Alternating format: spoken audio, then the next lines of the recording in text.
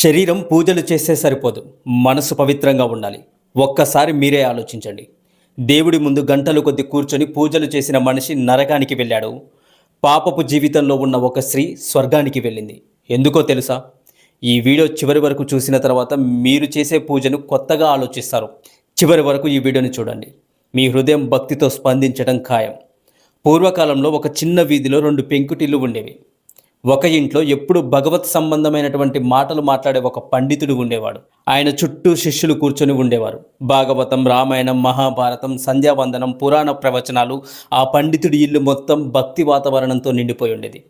కానీ ఆ ఇంటికి ఎదురుగా ఉన్న మరొక పెంకుటింటిలో ఒక వ్యభిచారిణి జీవిస్తూ ఉండేది.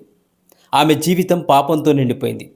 తన దౌర్భాగ్యం వల్ల తన శరీరాన్ని అమ్ముకొని జీవనం కొనసాగిస్తూ ఉంది. ప్రతిరోజు రాత్రి ఎవరో ఒకరు ఆమె ఇంటికి వచ్చేవారు. అది చూసిన ఈ పండితుడు కోపంతో మండిపడేవాడు. అదిగో ఇంకొకడిని పాడు చేస్తుంది, వాడి డబ్బు తీసుకుంటుంది, వాడి బంగారం తీసుకుంటుంది, ఇలా ఎంతమందిని నాశనం చేస్తుందో ఈ వ్యభిచారిణి అని మనసులో ఆమెను గురించి ద్వేషిస్తూ ఉండేవాడు. కానీ ఆమె మాత్రం ఎదురింటి ఈ పండితుడిని చూసి కళ్ళలో కన్నీళ్లు పెట్టుకొని ఏడుస్తూ ఉండేది. నా పాపపు జీవితాన్ని చూడండి, నేనెంత దౌర్భాగ్యురాలని, నా శరీరాన్ని అమ్ముకొని బ్రతుకుతున్నాను.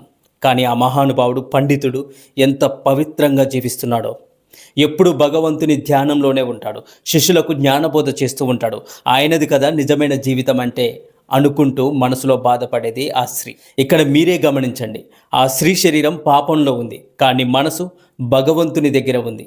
అక్కడ పండితుడి యొక్క శరీరం పూజలో ఉంది, కానీ మనసు పరుల తప్పుల మీద ఉంది. ఇలా కొంతకాలం గడిచింది. ఒకరోజు ఇద్దరూ మరణించారు.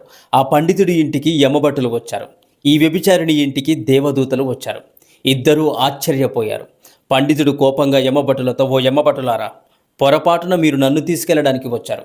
మీరు వెళ్లాల్సింది ఆ వ్యభిచారిణి కోసం, నా కోసం దేవదూతలు రావాలి అని చెప్పాడు పండితుడు. అప్పుడు యమభటులు నవ్వుతూ, మేమెప్పుడూ తప్పు చేయలేదు.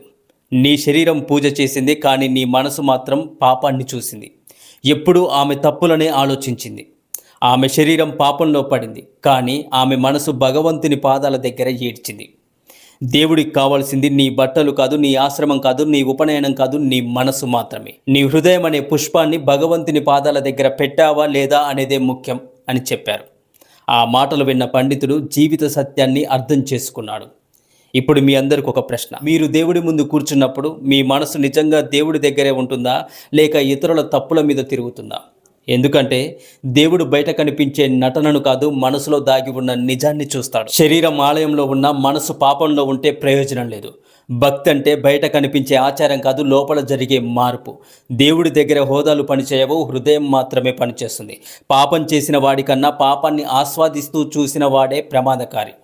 మనసు పవిత్రంగా ఉంటే భగవంతుడు నీ వెంటే వస్తాడు. మిత్రులారా, ఈ కథ మనకు ఒక గొప్ప నిజాన్ని చెబుతుంది. మనిషి బయట ఎలా కనిపిస్తున్నాడన్నది కాదు, లోపల ఎలా ఆలోచిస్తున్నాడన్నదే భగవంతుడికి ముఖ్యం. ఈ రోజు నుంచి ఇతరుల తప్పులను చూడడం మానేద్దాం. మన హృదయాన్ని శుభ్రం చేసుకుందాం.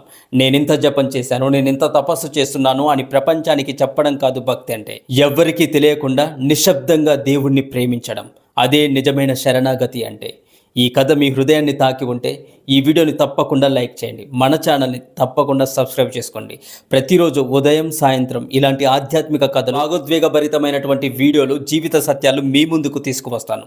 చివరిగా కమెంట్లో తప్పకుండా రాయండి, ఓం నమః శివాయ, హరే కృష్ణ.